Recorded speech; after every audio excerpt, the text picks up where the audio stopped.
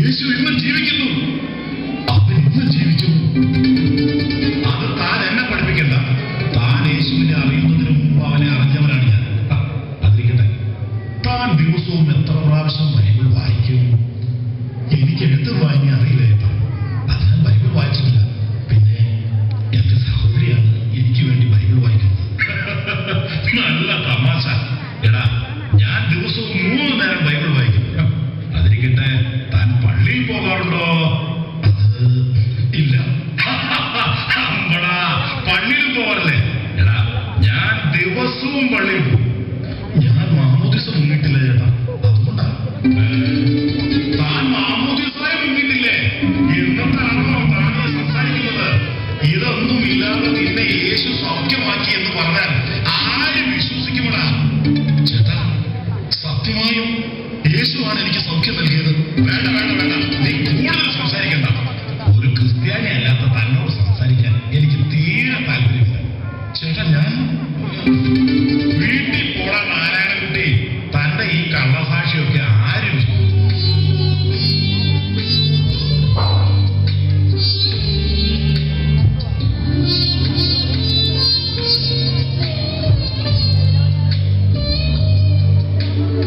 കരുണാമയനായ കർത്താവേ, ഞാൻ എന്താണ് ഈ കേട്ടത്? ഇത്രകാലം അങ്ങേ അറിയാതിരുന്ന ആ നാരായണൻകുട്ടിക്ക് അങ്ങ് ദർശനം നൽകുന്നു, അവന് സൗഖ്യം നൽകുന്നു. കർത്താവേ, ഇതേ ആവശ്യങ്ങൾക്കായി എത്ര കാലമായി അവിടത്തോട് ഞാൻ യാചിക്കുന്നു. എന്നിട്ട് എന്താണ് അവിടുന്ന് ഈ ദാസന്റെ പ്രാർത്ഥനയ്ക്ക് ഉത്തരം നൽകാത്തത്? ഈ ഭക്തന്റെ മുന്നിൽ വരുവാൻ അങ്ങേക്ക് മടിയാണോ?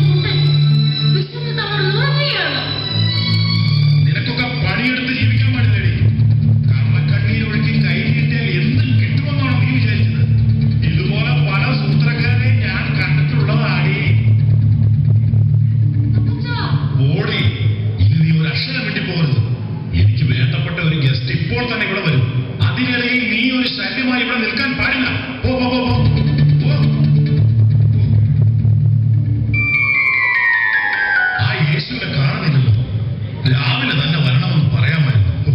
അതും ഉച്ചയോടുകൂടി പ്രതീക്ഷിച്ചാൽ മതി. വിശന്നു ഇനി കാപ്പി കുടിച്ചിട്ടാവാം കാര്യം.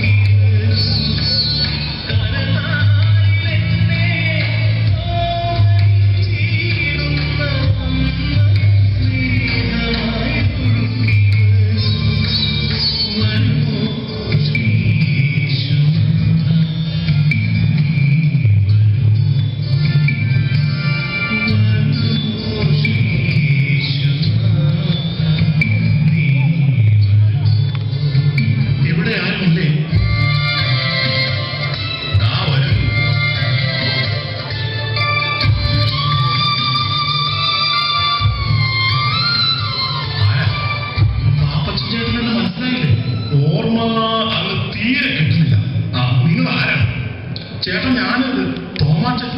ഓ തോമാച്ചൻ, നമ്മുടെ കറിയാച്ചന്റെ മകൻ തോമാച്ചൻ. നിന്റെ അപ്പന് സുഖമൊക്കെ ആണടാ. എന്നെ കണ്ടമാനം ചവിട്ടി താഴ്ത്താൻ നോക്കിയവനാണവൻ. ചേട്ടാ എല്ലാം മറക്കണം. ഒക്കെ അപ്പന്റെ അറിവില്ലായ്മ കൊണ്ട് സംഭവിച്ചാണ്. ചേട്ടനെ അന്ന് വേദനിപ്പിച്ചതിൽ അപ്പന് വിഷമമുണ്ട്.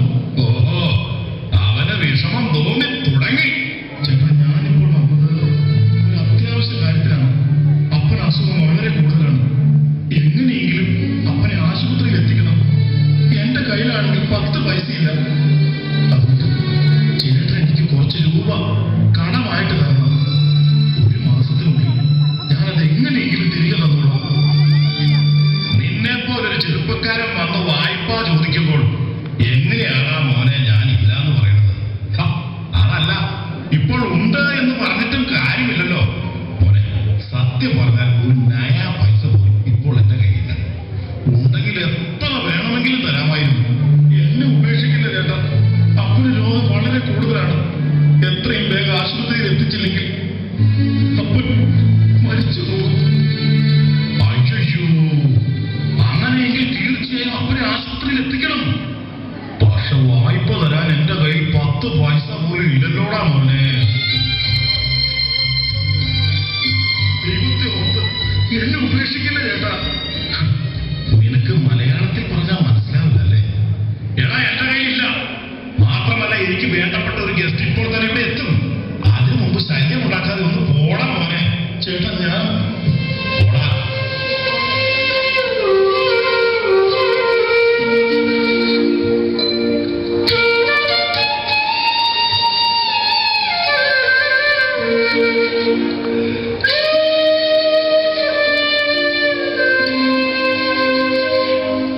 വേറെ ആരെങ്കിലും ആയിരുന്നെങ്കിൽ ഞാൻ കണ്ണടച്ചാൽ സഹായിക്കുമായിരുന്നു.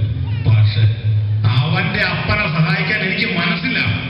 എന്നെ ഒരുപാട് ദ്രോഹിച്ചിട്ടുള്ളവനാണ് അവൻ. അതൊന്നും മറക്കാൻ എനിക്കങ്ങനെ എളുപ്പം കഴിയില്ല. നേരെ ഉച്ചയാകും, എന്നിട്ടും ആ യേശുവിനെ കാണുന്നില്ലല്ലോ. അവിടുന്ന് വരുന്നില്ല എന്ന് വരുമോ? ഓ, വല്ലാതെ വിശന്നു തുടങ്ങിയിരിക്കുന്നു.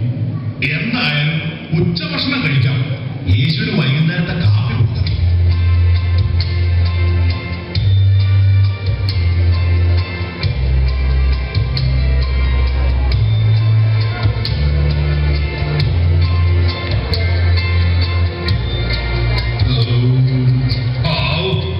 ഭക്ഷണം കഴിച്ചപ്പോഴാണ് ഒരു ബലം കിട്ടിയത്.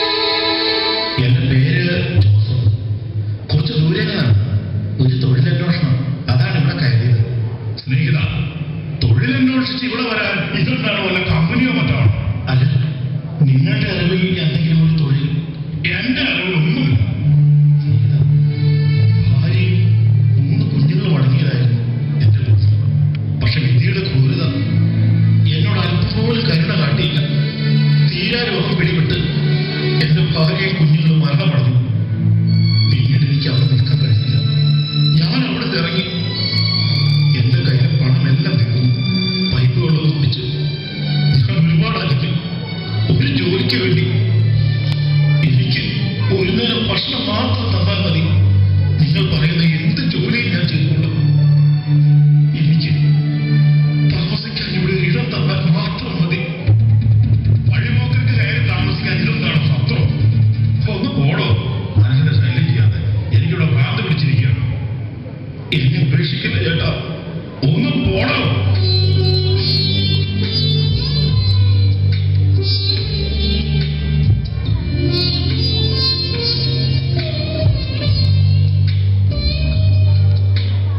ശല്യങ്ങള്. ഞാനിവിടെ യേശുവിനെക്കാത്ത് മടുത്തിരിക്കുകയാണ്. അതിനിടയിലാ മാരണങ്ങള്.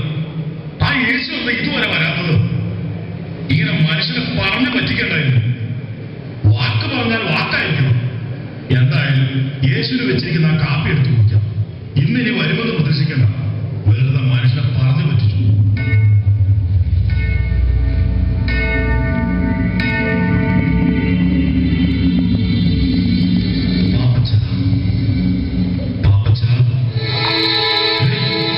യേശുവിന്റെ ശബ്ദമാണല്ലോ അത്. യേശുവേ, അങ്ങ് വരാമെന്ന് പറഞ്ഞിട്ട് വന്നില്ല. ഞാൻ വന്നിരുന്നു പാപ്പച്ച. ഇല്ല, അവിടുന്ന് വന്നില്ല. പാപ്പച്ച, ഇവർ ആരെല്ലാമാണെന്ന് നീ ശ്രദ്ധിക്കും.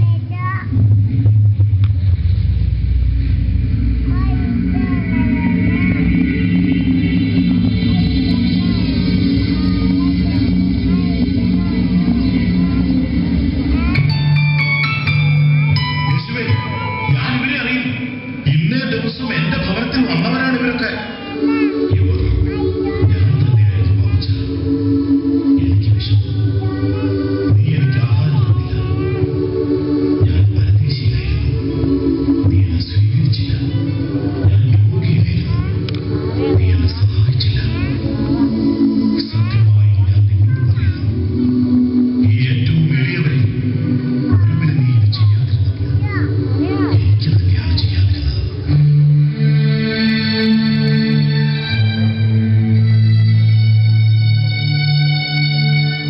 യേശുവേ, എന്നോട് ക്ഷമിക്കൂ. ഈ പാപിയോട് ക്ഷമിക്കൂ. കാണപ്പെടുന്ന എന്റെ സഹോദരന്മാരിലൂടെ അങ്ങയെ ദർശിക്കാൻ എനിക്ക് കഴിഞ്ഞില്ല. അവിടുന്ന് എന്റെ ഭവനത്തിൽ വന്നപ്പോൾ അങ്ങയെ സ്വീകരിക്കാൻ എനിക്ക്